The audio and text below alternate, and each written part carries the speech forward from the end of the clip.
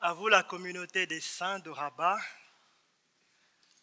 recevez la paix et la grâce de notre Seigneur Jésus-Christ.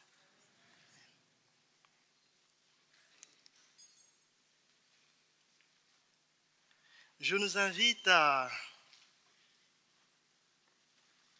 lire la parole de Dieu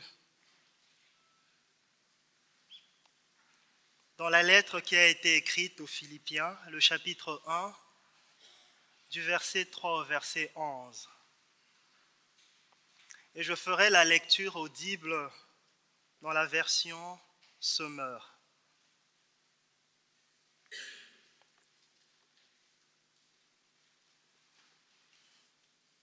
Écoutons le Seigneur nous parler à travers son apôtre. Le verset 3. J'exprime à mon Dieu ma reconnaissance chaque fois que je pense à vous.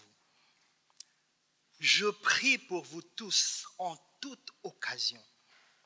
Et c'est toujours avec joie que je le fais. Oui, je remercie Dieu pour votre solidarité qui, depuis le premier jour jusqu'à maintenant, a contribué à l'annonce de l'Évangile. Et j'en suis fermement persuadé. Celui qui a commencé en vous son œuvre bonne la poursuivra jusqu'à son achèvement au jour de Jésus-Christ.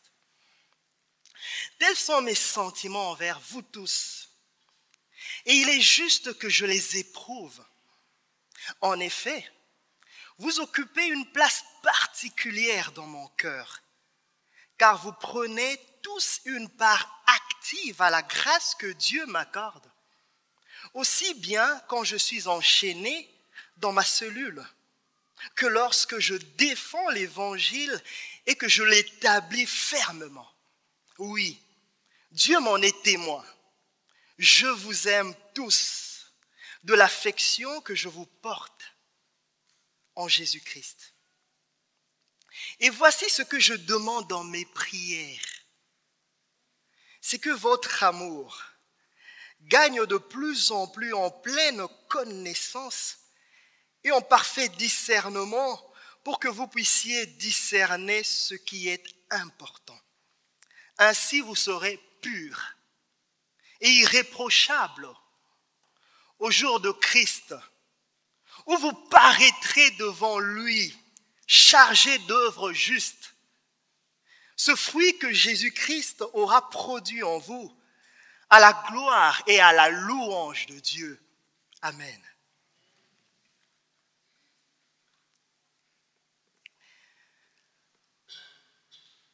Bien-aimés en Christ, tout le monde n'est pas appelé à être apôtre, à être prédicateur, à être évangéliste comme Paul. Toutefois, tout le monde peut contribuer à l'annonce de la bonne nouvelle, comme l'ont fait les membres de l'église de Philippe, ainsi que leurs dirigeants et leurs diacres. Oui, ils ont contribué à l'annonce de la bonne nouvelle en soutenant Paul. Et c'est exactement ce que nous révèle le verset 5. Si nous le lisons. Oui, je remercie Dieu pour votre solidarité qui, depuis le premier jour jusqu'à maintenant, a contribué à l'annonce de l'Évangile. Je vous remercie pour votre solidarité. Et votre solidarité a fait quoi? Depuis le premier jour jusqu'à maintenant, a contribué à l'annonce de la bonne nouvelle. Notre solidarité prend une place importante dans l'annonce de la bonne nouvelle. Amen. C'est pourquoi l'on dit toujours que l'évangélisation, qui est l'annonce de la bonne nouvelle, c'est la mission de toute l'Église. ce n'est pas que l'apanage des prédicateurs et des évangélistes, mais c'est la mission de toute l'Église.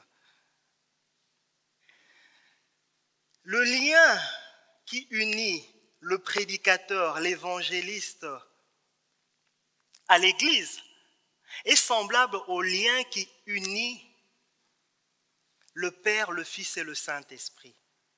Pourquoi je suis en train de le dire?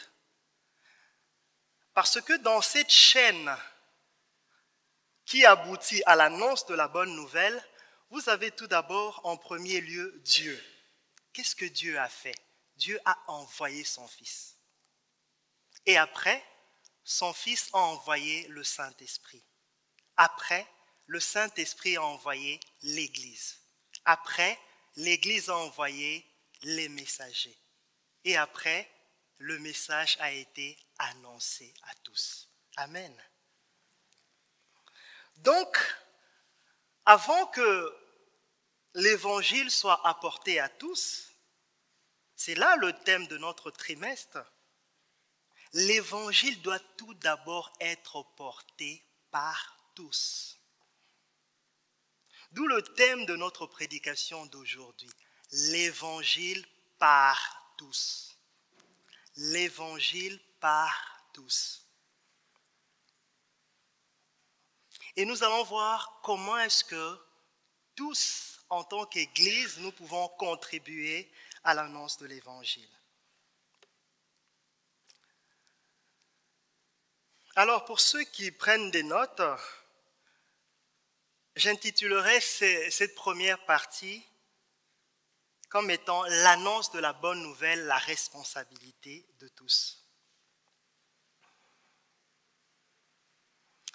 Bien-aimés dans le Seigneur Jésus-Christ, bien souvent, nous commettons l'erreur d'attribuer tous les succès ou les échecs d'un pays, d'une entreprise ou d'une église à ses dirigeants seuls.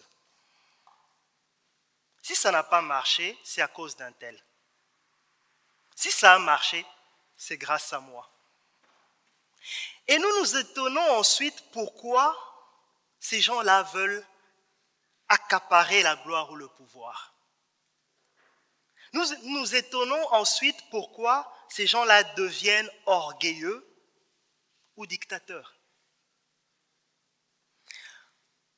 Combien de fois n'avons-nous pas entendu au milieu, je parle en fonction de mon contexte de Congolais de la République démocratique. Combien de fois n'avons-nous pas entendu au milieu des Congolais des phrases du genre, je le dirai en patois pour que ça sonne bien, « Eza à l'État ». En français, ça veut dire c'est à l'État de s'en occuper, pour rejeter notre responsabilité sur les dirigeants. On entendra également des phrases du genre « Yumutorobongisa mboko » pour dire « Est-ce à toi qui va améliorer ce pays ?» Et généralement, ce qui m'étonne, c'est que ces genres de réactions ou de réponses arrivent simplement parce qu'on a fait une remarque à quelqu'un. Peut-être qu'on a demandé à la personne de pouvoir ne pas jeter ses immondices devant la porte de sa maison. Alors la personne réagit, de toute façon la rue, c'est à l'État, ce n'est pas à moi. C'est à l'État de s'en occuper. S'il y a de la propreté à faire, c'est à lui de la faire. Ou encore, la réaction à la personne qui fait la remarque, mais est-ce que vraiment tu penses que c'est toi qui vas arranger, améliorer ce pays? Ce sont des réactions du genre. Nous pensons que la responsabilité est à ceux qui sont devant seuls, ceux qui annoncent le message seuls ou ceux qui dirigent parce qu'ils ont reçu un mandat. Et en même temps, ces genres de personnes oublient qu'il Il est vrai que la voie publique ne leur appartient pas. La voie publique appartient à tous. Et de facto, ils en sont aussi propriétaires. Mais ils oublient que lorsqu'il va pleuvoir, cela créera des flaques d'eau. Et ces flaques d'eau, par la suite, qu'est-ce qu'elles vont faire? Elles vont éroder le devant de leur maison. Non seulement ça, ces flaques d'eau-là pourraient attirer les moustiques. Par la suite, les moustiques, qu'est-ce qu'ils vont faire? Ils vont piquer ces gens-là dans leur maison. Vous voyez, ils oublient la responsabilité commune dans la gestion de la chose publique. Et cette responsabilité-là va également de soi lorsque nous sommes dans les choses de Dieu. C'est pourquoi j'ai tout d'abord commencé à dire que avant que l'évangile soit pour tous, l'évangile doit être annoncé par tous. Et tout le monde a sa part de responsabilité dans l'annonce de cet évangile. Par là, j'aimerais nous dire que ceux qui sont offrants, c'est-à-dire que ceux qui annoncent la bonne nouvelle, ceux qui ont reçu cette onction-là particulière, eh bien, lorsqu'ils ne se sentent pas soutenus par cette église-là qui est censée les envoyer à annoncer la bonne nouvelle, alors en ce moment-là, ils ne parviendront pas à faire ce que Paul a fait pour les Philippiens. Je m'explique. Si nous lisons le verset 3, qu'est-ce qui est dit? J'exprime à Dieu ma reconnaissance chaque fois que je pense à vous. Effectivement, si celui qui annonce la bonne nouvelle n'est pas soutenu, alors il ne pourra pas exprimer à Dieu sa reconnaissance chaque fois qu'il pensera à ceux qui sont censés le soutenir. Si vous lisez le verset 4, Paul dit qu'il prie pour les Philippiens en toute occasion. Eh bien, lorsque le messager de la bonne nouvelle ne se sont pas soutenus par ceux qui sont censés, rappelez-vous la chaîne que je venais de vous donner là, la chaîne qui va du Père au Fils, au Saint-Esprit, à l'Église et au messager. Et donc, lorsque ce maillon-là qui vient avant le messager ne soutient pas le messager, alors en ce moment-là, il ne pourra pas prier pour ceux qui sont censés le soutenir en toute occasion. Ça, c'est le début du verset 4. Et je dirais que même s'il parvenait quelquefois à exprimer sa reconnaissance à Dieu, à ceux qui sont censés le soutenir, même s'il pourrait prier en quelques occasions pour cela, mais il ne le ferait pas comme Paul le fait. Puisque Paul nous dit, à la deuxième partie du verset 4, lui, il le fait toujours avec joie. Cette personne pourra de temps en temps prier, de temps en temps exprimer sa reconnaissance, mais cette personne ne pourra pas le faire toujours avec joie. Et ça, je le dis en fonction de l'expérience que l'apôtre Paul a vécue. Il le dit vraiment en connaissance de cause. Vous allez voir que ces genres d'éloges-là, de remerciements qu'il adresse à Dieu au sujet des Philippiens, il ne les fait pas au sujet des membres de l'église de la Galatie, c'est-à-dire les Galates. Quand nous lisons les épîtres de Paul, souvent il a cette habitude-là. Quand il commence son épître, il adresse tout d'abord les salutations à la communauté en faisant une louange à Dieu. Après avoir adressé cette salutation à la communauté et loué Dieu, par la suite, Paul commence à remercier Dieu pour la communauté. C'est ce qu'il fait. Et lorsqu'il clôt sa lettre, il adresse des salutation chaleureuse et de fois personnalisée aux membres de la communauté. Et cette règle-là s'applique à toutes les épîtres. Vous commencez depuis l'épître aux Romains jusqu'aux dernières épîtres, notamment Tite, Timothée et les autres. Vous allez constater que Paul utilise toujours cette façon-là de s'adresser aux communautés qui le soutiennent. Mais qu'est-ce qui va se passer par rapport à la communauté de Galates? Nous lisons Galates, le chapitre 1, au verset 6. Galates, chapitre 1, au verset 6.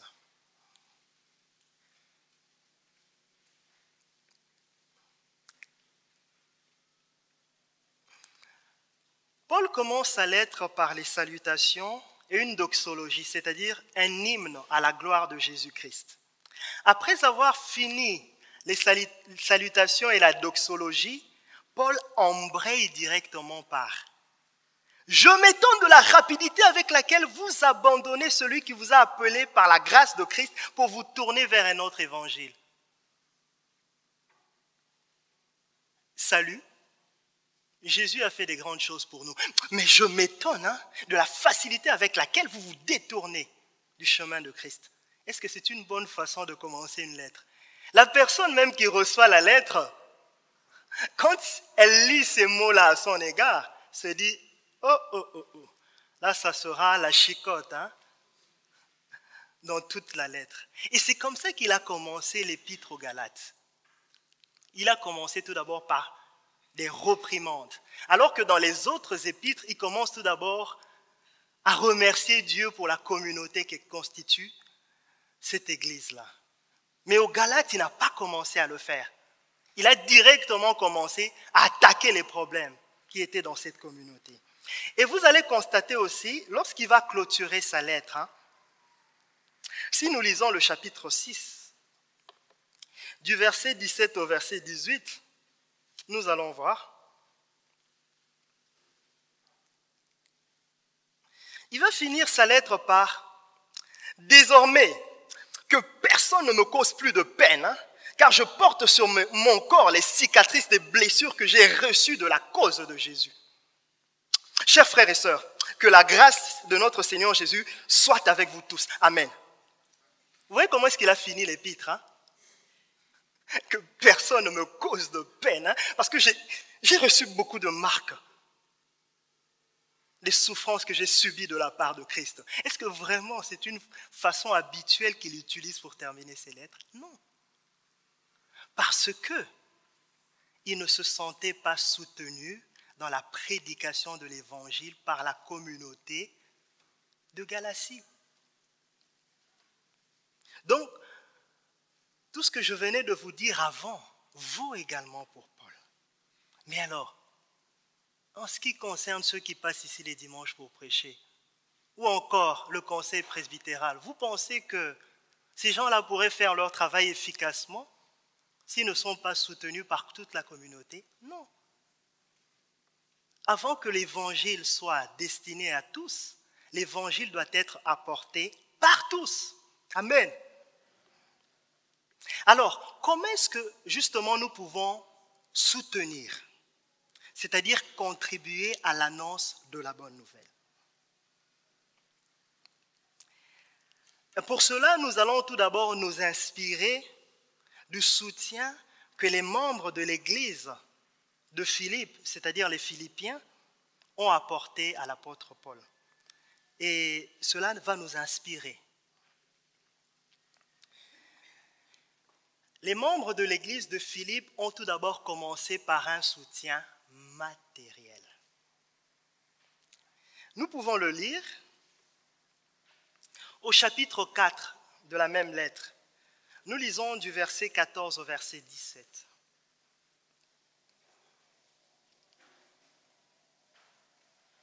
L'apôtre leur dit ceci: « Pourtant, vous avez bien fait de prendre part à ma détresse. Comme vous le savez, Philippiens, dans les premiers temps de mon activité pour la cause de l'Évangile, lorsque j'ai quitté la Macédoine, aucune autre église n'est entré avec moi dans un échange réciproque de dons matériels et spirituels. Vous seul l'avez fait. Pendant mon séjour à Thessalonique, vous m'avez envoyé par 2 fois des dons pour subvenir à mes besoins. Ce n'est pas que je tienne à recevoir des dons. Ce qui m'intéresse, c'est qu'un plus grand nombre de fruits soient portés à votre actif. Ils ont soutenu Paul comment? Financièrement, matériellement. Paul devait aller annoncer l'évangile, la bonne nouvelle. Mais il avait besoin d'être soutenu financièrement. Et il est intéressant parce que ce chapitre ne nous parle pas que de dons matériels, mais ce chapitre nous parle aussi de dons spirituels. Et nous y reviendrons après. Nous commençons tout d'abord par le soutien matériel ou financier. À l'heure où je vous parle, membre de la paroisse de Rabat, notre église évangélique au Maroc, repartie dans des grandes villes au Maroc, est en train de connaître un problème de déficit financier. De déficit financier parce qu'elle vient d'engager des nouveaux pasteurs qui venaient de finir leur licence en théologie à l'Institut Al-Muwafaqa. Or, ces pasteurs-là, c'est nous qui les avions discernés. C'est nous qui les avions envoyés pour se faire former. Ce serait quand même ridicule de leur dire que nous n'avons pas d'argent pour les payer, alors que la moisson est grande et qu'il y a peu d'ouvriers. N'est-ce pas? Et vous pouvez le constater dans toutes les grandes villes. Combien de pasteurs nous avons? Mais,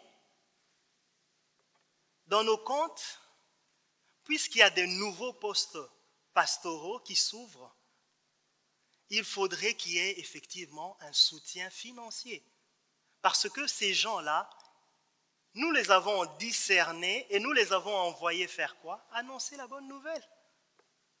Donc nous avons toute la responsabilité de les soutenir financièrement comme les Philippiens l'ont fait pour Paul.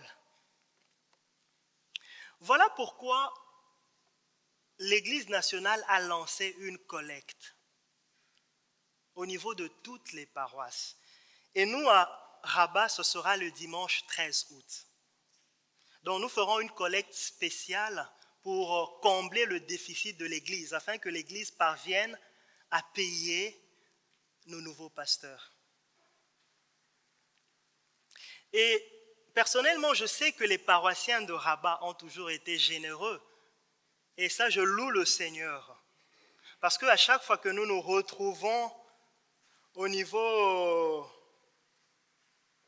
des instances nationales, en ce qui concerne la contribution, c'est-à-dire la participation des paroisses à la caisse commune, nous sommes toujours la paroisse qui, d'année en année, ne fait qu'augmenter sa participation à la caisse commune. Donc, pour cela, j'aimerais rendre grâce à Dieu pour notre paroisse.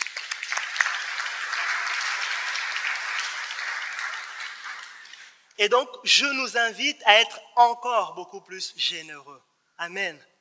Parce que notre soutien matériel est important pour l'annonce de la bonne nouvelle de Jésus-Christ. Et je tiens juste à rassurer. En cette occasion, je dirais les victimes de ce que moi je vais appeler les petites et moyennes entreprises qui se sont transformées en églises dans nos pays. Parce qu'il y a plusieurs victimes de cela qui sont ici au Maroc. Les victimes des businessmen qui se sont convertis en pasteurs. Soyez rassurés que le CP de Rabat, tout autant que ces victimes-là, nous détestons de voir les fidèles d'une paroisse s'appauvrir pendant que leurs dirigeants s'enrichissent. Ce n'est pas notre vision. Amen. Le but ici, c'est plutôt pour nous faire participer à la propagation de la bonne nouvelle.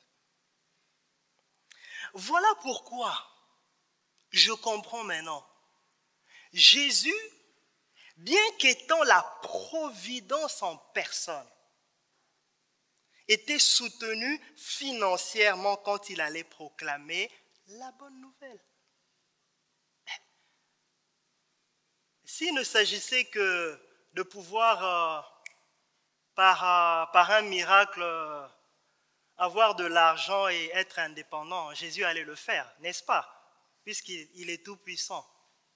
Mais pour annoncer la bonne nouvelle, la Bible nous dit qu'il avait été soutenu par des gens. Nous allons le lire. Luc le chapitre 8, du verset 1 au verset 3. Nous lisons. Luc chapitre 8, du verset 1 au verset 3.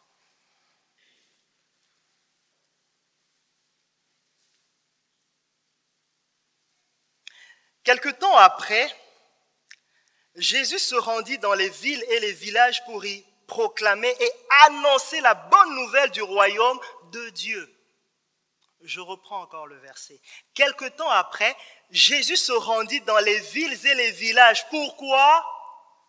Pour y proclamer et annoncer la bonne nouvelle du royaume de Dieu. C'était ça sa mission. Annoncer la bonne nouvelle du royaume de Dieu. Et nous continuons. Il était accompagné des 12, c'est-à-dire des apôtres, et de quelques femmes qu'il avait délivrées d'esprits mauvais et guéries de diverses maladies. Marie, appelée Marie de Magdala, dont il avait chassé 7 démons, Jeanne, la femme de Chuza, administrateur d'Hérode, Suzanne et plusieurs autres. Écoutez ce qui nous intéresse ici. Elles assistaient Jésus et ses disciples de leur bien. Bien-aimés, si Jésus, la providence par excellence, avait besoin d'être assisté par une communauté de croyants généreux, à combien plus forte raison, nous les prédicateurs de l'Évangile? Amen.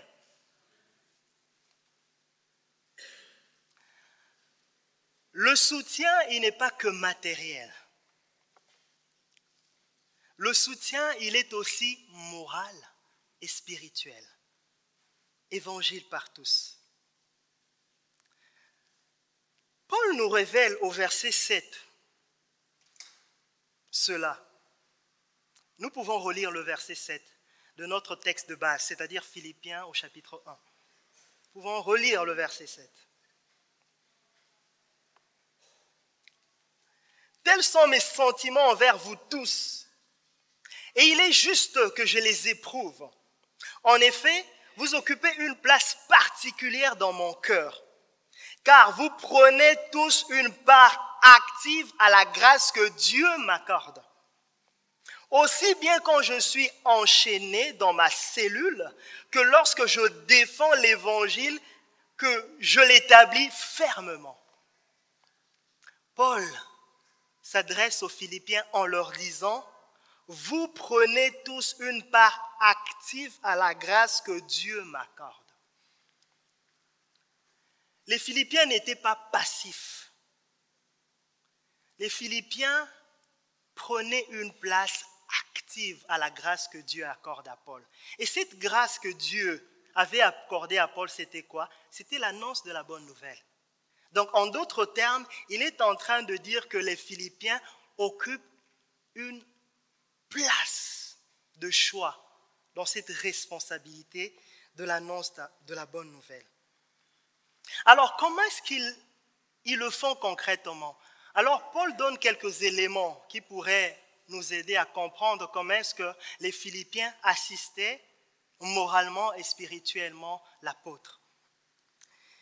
Il indique que cette assistance-là lui parvenait lorsqu'il était enchaîné, en cellule. Et cette assistance lui parvenait aussi lorsqu'il défendait la cause de l'Évangile. Donc nous voyons un peu, il y a deux situations ici que l'apôtre Paul est en train d'évoquer. Nous avons une situation où il est dans la peine. où il est enchaîné, il est en prison, il est persécuté. Eh bien, ceux qui annoncent la bonne nouvelle ont besoin de notre assistance lorsqu'ils sont dans l'épreuve, lorsqu'ils sont dans la peine, lorsqu'ils sont persécutés. Et il donne une deuxième situation lorsqu'il défend l'évangile. Alors ici, défendre l'évangile peut être compris de deux manières. Soit il est en train de défendre dans le sens de plaidoyer, puisqu'à chaque fois il devait être convoqué pour qu'on l'écoute. Alors, quand il allait là-bas, qu'est-ce qu'il faisait? Il prêchait l'évangile. Il dit, je suis enchaîné parce que je suis en train d'annoncer Christ ressuscité. Et commencer à défendre la cause de l'évangile. Nous pouvons aussi comprendre cela dans le sens où il va chez les païens pour annoncer la bonne nouvelle. Vous voyez, c'est-à-dire qu'il soit dans la peine, qu'il soit dans la joie, il se sent comment? Soutenu par sa communauté. C'est votre vocation de soutenir ceux qui prêchent la bonne nouvelle, de soutenir ceux qui vous dirigent. Et il va l'exprimer clairement. Si nous lisons les versets 29 au verset 30 du même chapitre, nous pouvons le lire, regardez. Car en ce qui concerne Christ, Dieu vous a accordé la grâce, non seulement de croire en lui, mais encore de souffrir pour lui. Vous êtes en effet engagés dans le même combat que moi. Ce combat que vous m'avez vu soutenir et que je soutiens encore maintenant comme vous le savez. C'est ce qu'on appelle de l'empathie. Partager la même peine que ceux qui annoncent la bonne nouvelle. Et Paul se sent soutenu dans ce combat-là. Il sait qu'il y a quelque part les chrétiens de cette église de Philippe qui sont en train de souffrir avec lui lorsqu'il est enchaîné dans cette prison. Il sait aussi, lorsqu'il se présente devant les juges pour son plaidoyer, il y a des gens qui sont en train d'accompagner la défense de la cause de l'évangile.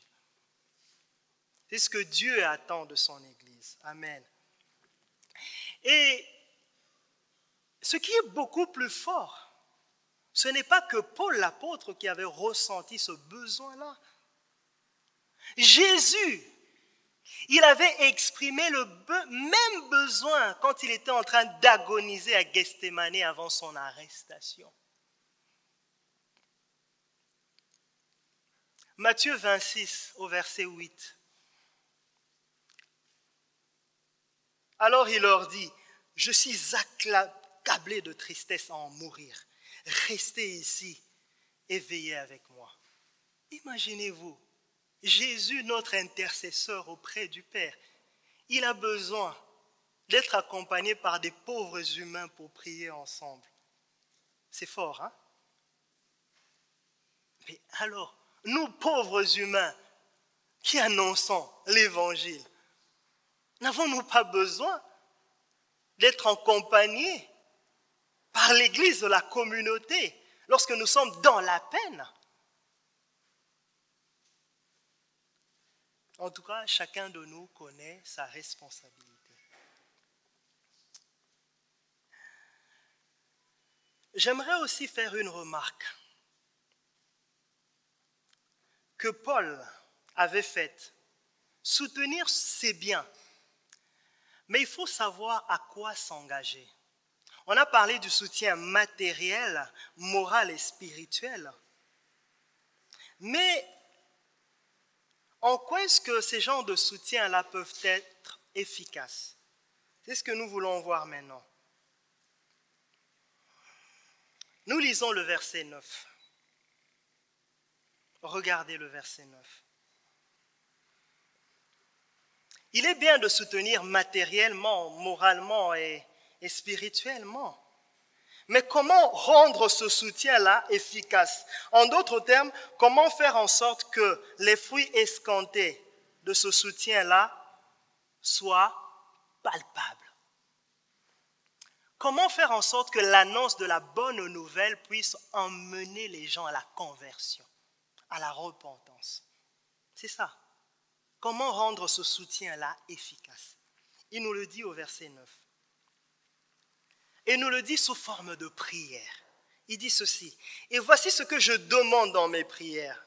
C'est que votre amour gagne de plus en plus en pleine connaissance et en parfait discernement, pour que vous puissiez discerner ce qui est important. Je reprends.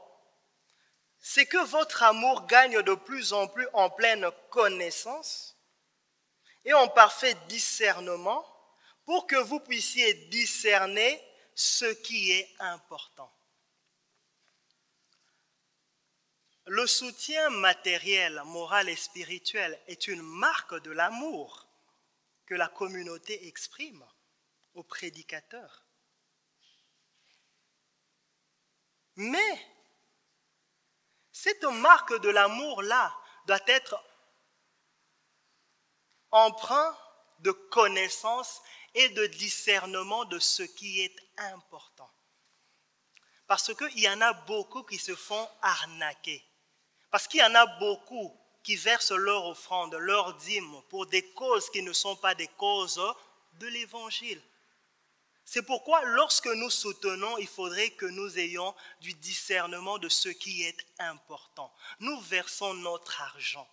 Nous nous investissons dans la prière ou bien dans les conseils. Pourquoi? Et nous regardons quels sont les produits, les fruits que cela engendre. C'est ce que Paul veut dire. Et alors là, je vais m'adresser justement à ceux qui sont prédicateurs de l'Évangile. Ici, leur dire que généralement, les dirigeants ont tendance à prier seulement pour la bénédiction matérielle de ceux qui les soutiennent financièrement. On entendra des prières du genre « Seigneur, bénis-les pour qu'ils donnent plus ». N'est-ce pas? On entend ces genres de prières-là.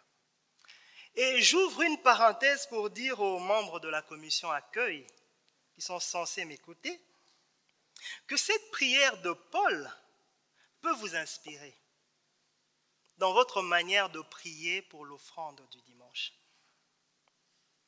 Je ne dis pas que vous priez mal, loin de moi cela, et je rends grâce à Dieu pour vos prières. Mais ce que j'aimerais nous préciser ici, au-delà du fait que Paul a prié, que Dieu donne plus aux Philippiens, nous pouvons lire cela. Regardez, si vous êtes au chapitre 4, précisément au verset 19, Paul a prié pour que Dieu donne plus aux Philippiens. Il dit aussi, mon Dieu subviendra pleinement à tous vos besoins. Il le fera selon sa glorieuse richesse qui se manifeste en Jésus-Christ. Il est en train de prier pour que Dieu donne plus. Amène les Philippiens à la prospérité matérielle. C'est bien. Mais il ne s'arrête pas là. D'où l'importance des versets 9 et 10 que nous venons lire. Il faut que ce soutien-là soit accompagné de connaissance et de discernement de ce qui est important. Donc, on ne doit pas que se limiter à prier pour que Dieu donne plus à ces gens-là. Non. Nous devons aller beaucoup plus en profondeur. Il demande, à vrai dire, à ce que cet amour-là qui est manifesté matériellement, moralement et spirituellement, grandisse dans la connaissance et dans le discernement de ce qui est important. Et j'insiste bien sur le mot, le discernement de ce qui est important. Et j'aimerais l'expliciter maintenant. Alors, la question que l'on peut se poser ici serait: pourquoi la connaissance et le discernement de ce qui est important est très important quand on soutient l'œuvre de Dieu, c'est-à-dire l'annonce de la bonne nouvelle? La réponse, nous la trouvons au chapitre 3. Nous lisons les versets 2 et 18. Nous commençons tout d'abord par lire le verset 2. Pourquoi ceux qui soutiennent financièrement et moralement l'œuvre de Dieu ont besoin de discernement de ce qui est important? Le verset 2. Prenez garde aux mauvais ouvriers, à ces hommes ignobles qui vous poussent à mutiler votre corps. Vous ne devez pas soutenir bêtement. Envoyez vos offrandes, vos dîmes, votre contribution de toute forme, sans avoir le discernement de ce qui est important. Parce que cet argent-là peut tomber entre les mains de qui? Des mauvais ouvriers. Ceux qui, au lieu d'enseigner la croix de Christ, enseignent les gens à mutiler leur corps. Lisons maintenant le verset 18. Car il en est beaucoup qui vivent en ennemis de la croix de Christ. Je vous en ai souvent parlé, et je vous le dis une fois de plus en pleurant. Ils finiront par se perdre. Ils ont pour Dieu leur ventre. Ils mettent leur fierté dans ce qui fait leur honte. Leurs pensées sont toutes dirigées vers les choses de ce monde. Voilà là où Paul ne veut pas que notre argent aille. Voilà là où Paul ne veut pas que notre soutien moral aille vers les mauvais ouvriers, ceux qui n'ont que Dieu leur ventre. Comprenons en cela que nous pouvons être dans l'église la plus généreuse, mais nous ne sommes toujours pas à l'abri des mauvais ouvriers. Et là, il est en train de parler à propos des Philippiens. Les gens à qui il a comblé des loges. Il leur dit, vous n'êtes pas à l'abri des mauvais ouvriers. Ils sont là au milieu de vous. Ceux qui se comportent en ennemis de la croix. Ceux qui enseignent la mutilation du corps. Ceux qui n'ont que Dieu leur ventre. Alors comment nous pouvons faire le bon investissement, le bon soutien? Nous pouvons discerner ce qui est important. Communauté de rabbins. Je reviens aux Philippiens en disant ceci. Ce qui leur permettait de discerner les mauvais ouvriers selon l'indication qui leur est donnée par Paul, c'est de sonder, de scruter les genres de prédication de ces gens-là. Il dit, ce sont les gens qui prêchent la circoncision. Ces gens-là disent ceci. Vous êtes sauvés par grâce. Jésus-Christ a versé son sang à la croix, oui. Mais pour que vous intégriez le peuple de Dieu, vous devez faire quoi? Vous circoncire. En fait, qu'est-ce qui se passe en ce moment-là? Ils sont en train de mettre la circoncision sur le même pied d'égalité que le sacrifice de Jésus sur la croix. Pour dire effectivement, si vous voulez être sauvés, circoncisez-vous. Vous voyez, alors en ce moment-là, ils se comportent comment? En ennemis de la croix. Parce qu'ils vident la croix de Christ de sa toute puissance. Ils prennent cette puissance-là, ils la mettent dans la circoncision. Il continue. Il faudrait aussi détecter des gens vers qui notre soutien matériel, moral et spirituel ne doit pas aller. Il donne un autre élément. Et quand il parle des ennemis de la croix, vous savez bien aimé, il y a des gens qui s'improvisent aux prédicateurs alors que leur témoignage est un contre-témoignage de la conversion. Ces gens-là mettent beaucoup de bruit dans les églises. Ils veulent être prédicateurs. Et souvent, ce sont ces gens-là qui veulent occuper les premiers rangs. Quand vous regardez à leur vie, il n'y a rien qui prouve qu'ils sont passés par la croix de Jésus. Ce sont eux qui aiment occuper les premières places à l'église. Et Paul dit, détectez ces gens-là. Ils ne méritent pas du tout notre soutien. Pourquoi ils ne méritent pas du tout notre soutien? Parce que l'objectif du soutien, il est connu. On connaît la destination de votre argent lorsque vous investissez en ces gens-là. La destination, c'est quoi? C'est leur ventre.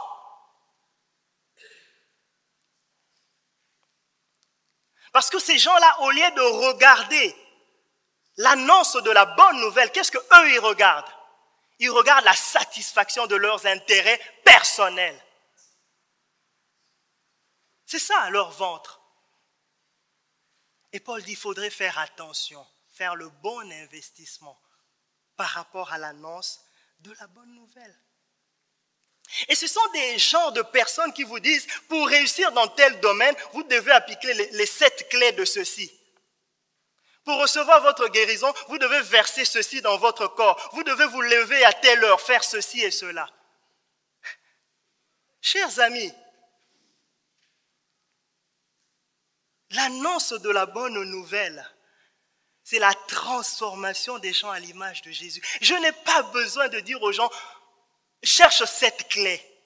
Je n'ai pas besoin de dire aux gens, lève-toi à telle heure. Je n'ai pas besoin de dire aux gens, fais ceci et fais cela. J'ai simplement besoin de révéler Jésus aux gens. J'ai simplement besoin de dire aux gens, vous voyez Jésus, eh bien, suivez-le. Et regardez mon témoignage personnel. C'est une preuve que je suis en train de suivre Jésus. Amen. C'est pourquoi Paul va dire aux Philippiens, soyez tous mes imitateurs. Parce que la vie de Paul est marquée des traces de la souffrance de Christ. Il est persécuté pour la cause de l'évangile.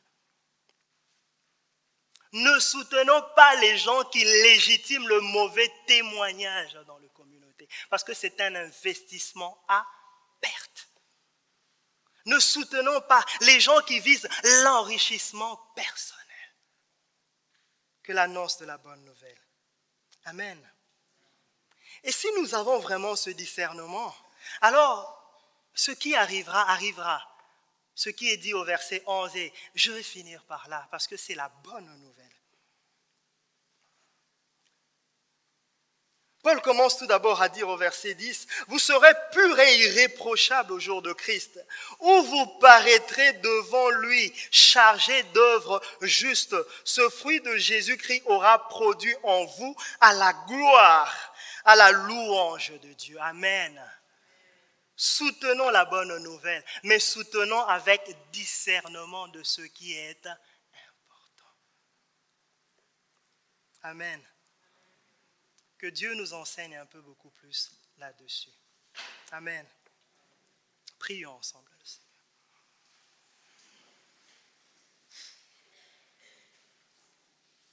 Seigneur, toi, tu as parlé. Et nous voulons, Seigneur, recevoir dans nos cœurs ce message que tu nous adresses en cette journée. Que nous apportions notre soutien à ceux qui annoncent la bonne nouvelle. Que nous puissions les soutenir financièrement.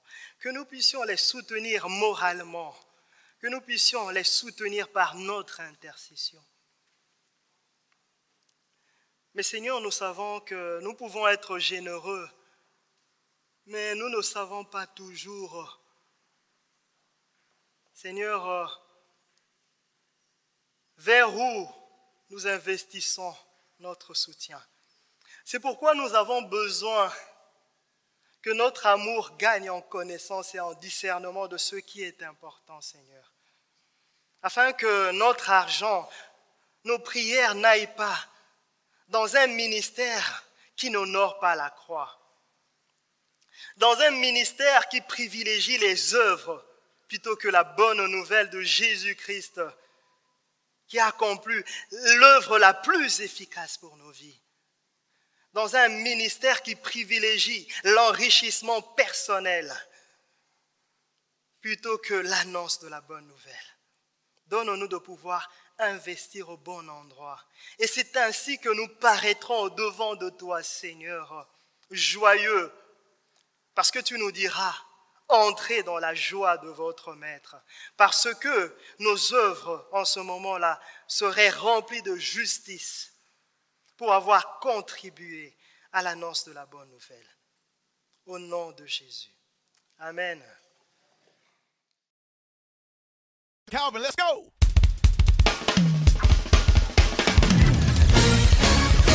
Woo! Yeah. This song right here, we coming out.